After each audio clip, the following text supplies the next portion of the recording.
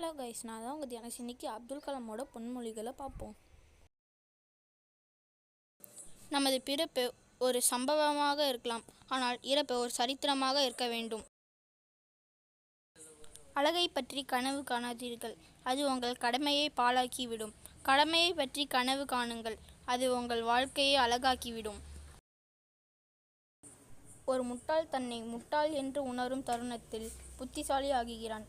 ஒரு புத்திசாலி தன்னை புத்திசாலி என்று பெருமை கொள்ளும் கணத்தில் முட்டாளாகிறான்.